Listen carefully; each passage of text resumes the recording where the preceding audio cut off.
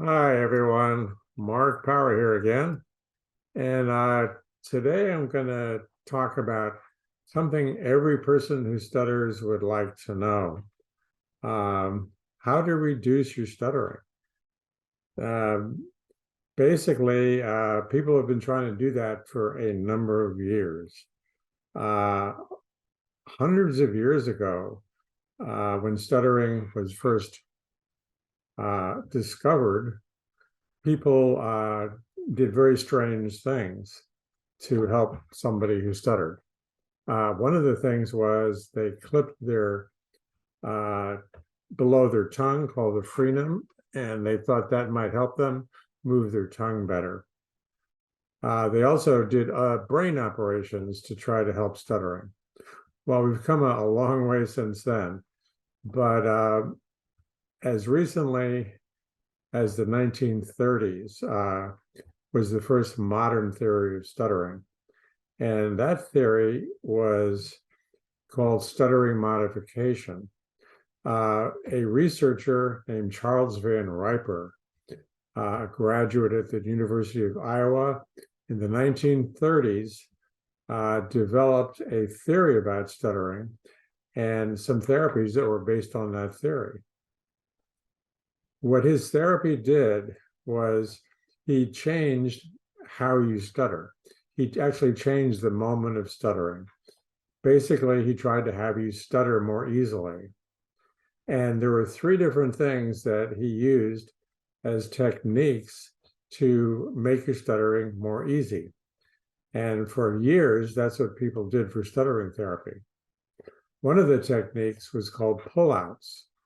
And pullouts were when you got into a block, you lightened up your contacts and gradually eased out of the block. Let me try to demonstrate. If I said, there is a and I had a block, this is what a pullout would be like. There is a man, just gradually lightening up and gradually releasing the tension. Another thing is called cancellation. Now, cancellation was like pullouts, except you waited until the block was over, and then you said it with easier tension and more fluently, and that canceled out the stuttering, so to speak. So here, let me demonstrate that. If I said, I am a man, we'll just pause for a little bit and then go into it with less tension. For some people that would work, but they were still stuttering. Maybe the stuttering would be a little easier. The third thing that Van Riper developed was something called preparatory set. And this was looking at and scanning ahead at the whole phrase or sentence you're going to say and starting that with less tension and trying to maintain that through in a preparatory way, so you'd be stuttering more easily, but still stuttering more easily, not expecting you to get rid of the stuttering or be fluent. So for the 1930s, all the way through about the early 70s, that was the therapy. As a matter of fact, that's the therapy that I went through with a stuttering specialist when I was in high school. This was a long time ago. And the stuttering specialist showed me these different techniques, but also along with this, the other way they were treating stuttering was by using psychotherapy, because they really thought that stuttering was a psychological problem, and somehow going back into your past and understanding your psychological behaviors better would help you be a calmer person and relieve your stuttering. Well, I did, as a result of going to him twice a week for several years, become a calmer person and more relaxed. And I learned a lot about myself, but I still stuttered.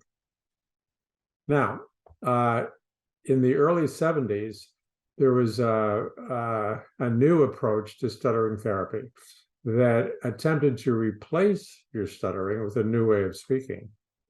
So you're not working on the stuttering behavior or the stuttering moment and stuttering more easily. You're doing something so that you wouldn't stutter at all, and you would be speaking more fluently. So what can you do to speak more fluently? Basically, you're going to be changing the way you talk. And a good example of that is singing. When you're singing, it sounds a lot different from regular speaking. And most people who stutter know that when they sing, they don't stutter. So that's why singing works. In treatment, you wouldn't try to develop singing for all of your speaking situations. That would be ridiculous. So a few of the components of singing were used in fluency shaping programs. For instance, prolonging vowels, and this would use some of the components of singing and change your speech enough so you wouldn't stutter. But that turned out to be ending up not very natural either. If you're talking like this, you're not sounding real natural. And some people say it sounds like a robot. Another thing that fluency shaping used was speaking in shorter phrases and planning the phrase, and also keeping your voice on all the way through the phrase.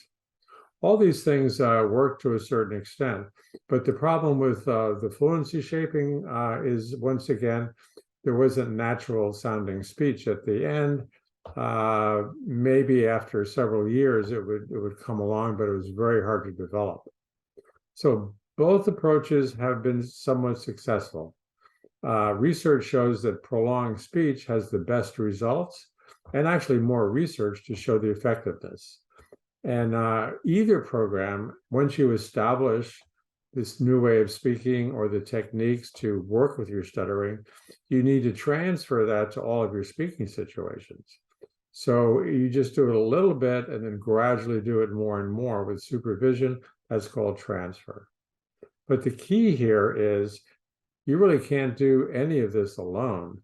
You need some help. You need a mentor to take you through a program like this. I have a program that takes care of the naturalness problem. And that program doesn't change the way you talk enough so that you're sounding unnatural and you end up speaking at a regular speaking rate. So I'll tell you more about that in another video. Thanks for listening. Bye. Mark Power here. And if you like this video, then don't forget to like and subscribe for more helpful videos like this one. Also, be sure to hit the share button and leave us a comment below so that others can benefit from it as well. I'll be recording a lot more helpful videos like this one to help you overcome your stuttering. And if you'd like to be notified, then click on the bell icon below.